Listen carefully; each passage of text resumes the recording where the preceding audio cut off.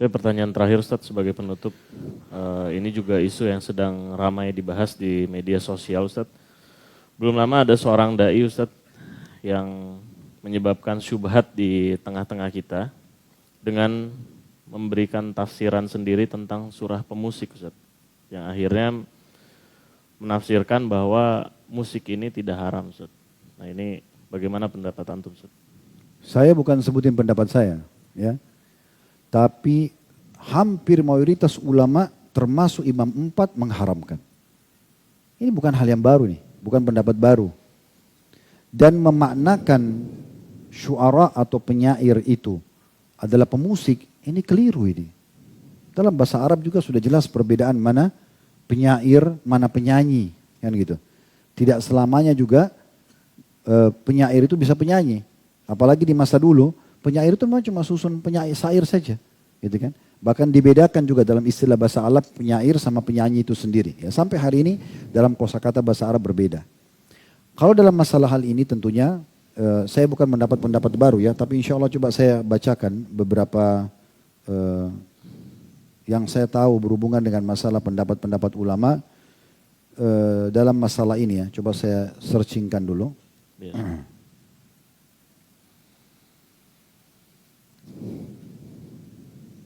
Ya, ada perkataan Abdullah bin Umar radhiyallahu anhu. Beliau meninggal wafat tahun 73 Hijriah, sahabat masyhur. Beliau mengatakan, ya, pada saat melewati sekelompok orang, terjemahnya saja, melewati sekelompok orang yang sedang melakukan ihram, mau umrah, mau haji. Lalu kemudian di antara mereka ada seorang yang bernyanyi, sambil ihram, sambil dia bernyanyi. Maka kata Abdullah bin Umar kepada orang yang bernyanyi itu, ingatlah, aku berdoa kepada Allah, semoga doa-doamu tidak diterima. Abdullah bin Umar mendoakan si penyanyi itu supaya doanya tidak diterima. Ya. Begitu juga dengan Abdullah bin Abbas radhiyallahu anhu yang meninggal tahun 68 Hijriah. Beliau mengatakan seluruh alat-alat musik atau ma'azif hukumnya haram. Bahkan beliau mengatakan beduk, gendang dan sejenisnya juga serta seruling masuk dalam hukum haram. Ini perkataan sahabat, ya. Ini teman-teman bisa melihat tentunya tidak asing di dalam buku-buku yang sangat masyhur seperti misalnya kalau tadi pendapat Abdullah bin Umar itu dari kitab Zammul Malahi, ya. Zammul Malahi di nomor 17, di halaman 17 dan juga Talbis Iblis yang tulis oleh Ibnu Qayyim di halaman 240, ya. Kemudian juga kalau yang tadi Abdullah bin Abbas radhiyallahu anhuma yang mengatakan haram alat-alat musik atau ma'azif itu diriwayatkan oleh Al-Baihaqi dalam sunan beliau serta juga disahihkan oleh para ulama. Ya. Begitu juga dinukil pendapat-pendapat para ulama-ulama yang masyhur dari Imam 4 pun sama. Pendapat-pendapat mereka mungkin ini kalau saya ingin bahas cukup panjang tapi teman-teman bisa nanti melihat ya. Tapi kita coba mulai dulu dari kalau dari generasi setelah sahabat ada Umar bin Abdul Aziz yang beliau wafat tahun 101 Hijriah ya. Beliau jadi khalifah waktu itu tahun 99 selama 2 tahun sampai 101. Beliau mengatakan pada saat menulis surat kepada guru anaknya. Guru anaknya. Beliau mengatakan kepada guru anaknya, hendaklah yang pertama kali engkau tanamkan keyakinan pada anak-anakku dari akhlakmu adalah membenci alat-alat musik. Jadi Umar bin Aziz berkata kepada guru anak-anaknya, yang paling pertama kalau saya kepada anakku, kau harus tunjukkan kalau kau benci musik itu. Ya. Yang pertama, sesuatu yang dimulai dari syaitan dan akibatnya ialah mendapatkan kemurkaan dari Allah yang Maha Pengasih. Karena sungguhnya telah sampai kepadaku dari para ulama yang terpercaya bahwa menghadir alat-alat musik dan mendengarkan nyanyian serta menyukainya akan menumbuhkan kemunafikan dalam hati. Ini perkataan Umar bin Abdul Aziz tahun 101 Hijriah meninggalnya. Kita sekarang 1445 Hijriah. Ini masih generasi awal ya. Beliau mengatakan karena nyanyian serta menyukainya akan menumbuhkan kemunafikan dalam hati. Sebagaimana air menumbuhkan rumputan. Demi Allah sungguhnya menjaga hal itu dengan tidak mendatangi tempat-tempat tersebut lebih mudah bagi orang-orang yang berakal daripada bercokolnya kemunafikan dalam hati. Kalau kita kembali juga mereview keadaan Nabi SAW, tiba-tiba saya teringat salah satu yang pernah saya temukan dalam buku-buku sirah yang unik ini sebelum Nabi SAW dinobatkan jadi Nabi ya. Waktu beliau masih mengembala domba, salah satu yang ditulis oleh ulama sirah itu, Nabi SAW diselamatkan dari segala macam pelanggaran agama, diantaranya mendengarkan musik dan menonton para penyanyi. Itu disebutkan dalam buku-buku sirah. Satu waktu disebutkan dalam buku-buku sirah itu, beliau pernah mendengarkan dari teman-temannya pengembala-pengembala.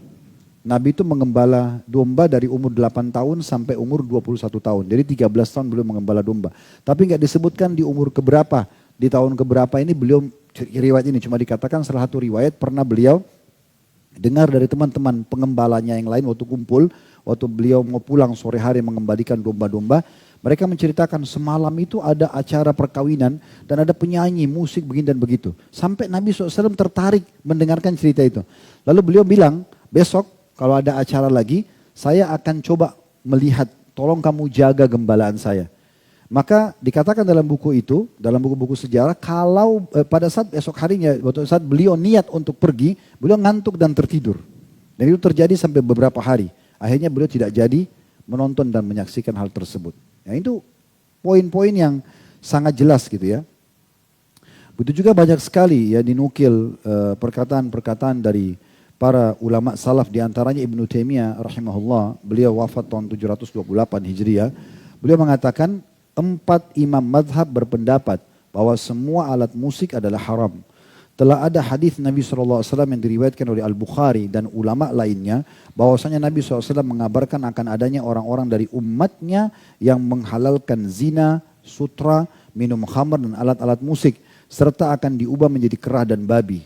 Al-ma'azif, kata beliau, adalah alat-alat musik sebagaimana disebutkan oleh para pakar bahasa Arab. Bentuk jamaknya adalah ma'zifa, ya. Yaitu alat yang dibunyikan, dan tidak ada perselisihan sedikit pun dari pengikut para imam tentang haramnya hal tersebut. Ya, itu dinukil dari buku beliau Majmu' Fatawa, ya, di jilid 9 halaman 576, dan sekian banyak tentunya. Kalau kita ingin nukil ini banyak sekali pendapat ulama berhubungan dengan masalah, antum tinggal ketik saja tentang pendapat ulama berhubungan dengan masalah musik. Ya.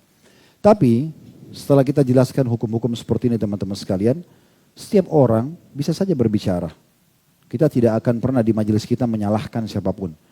Kalau ada pendapat, karena ini ditanyakan tadi ya, kalau ada pendapat yang mengatakan begitu dan dia siap bertanggung jawab kepada Allah, itu hak dia. Silakan saja. Tapi kita juga punya hak untuk menjelaskan apa yang kita ketahui. Sebagaimana juga cukup banyak selalu dikatakan, oh majelis salaf, majelis wahabi itu tidak sukain dan itu. Kan ini pendapat. Dia berpendapat, sedangkan kita juga berpendapat, gitu kan? Dia tidak usah paksakan pendapat dia kepada kita, kita juga tidak bisa paksakan pendapat kita kepada dia. Tapi kita harus saling menghormati di sini. Yang penting siap bertanggung jawab di hadapan Allah Subhanahu wa taala. Tapi insya Allah hukum ini tidak asing, antum bisa searching di Google, cukup banyak tulisan artikel-artikel, ceramah-ceramah para ulama menjelaskan masalah ini. Dan ini bukan dari saya pribadi, karena ini hukum ini sudah sangat lama ya. Dan cukuplah sumpahnya Abdullah bin Mas'ud radhiyallahu anhu tentang tafsir salah satu ayat Al-Quran, wa minan nasi ma yashril wal hadid yudillah nasa an sabilillah, dan ada sebagian orang memperjualbelikan perkataan-perkataan untuk menyesatkan manusia dari jalan Allah. Beliau bersumpah demi Allah yang dimaksud adalah musik. Beliau bersumpah begitu. Dalam sebuah asar dinukil oleh Ibnu Qayyim rahimahullah dalam buku beliau Hadil Arwah, ya. Beliau mengatakan salah satu statement yang ini asar ya. Pernah ada orang-orang dari Irak datang bertemu dengan Ummul Mukminin Aisyah radhiyallahu anha. Lalu mereka menanyakan tentang masalah gempa.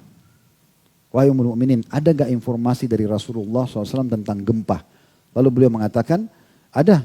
Bila orang-orang sudah menghalalkan khamar, zina, dan para penyanyi-penyanyi sudah tampil, maka Allah akan murka di atas langit sana. Kemudian Allah perintahkan bumi untuk menggoncangkan dirinya. Terjadi gempa. Itu perkataan Ummul Mukminin Aisyah radhiyallahu anha. Ini sudah kita bedah di buku Ibnu Qayyim rahimahullah. Jadi, dan kalau mereka tinggalkan kata Aisyah radhiyallahu anha, maka Allah akan suruh bumi untuk tentram kembali. Berarti kan ada masalahnya di situ.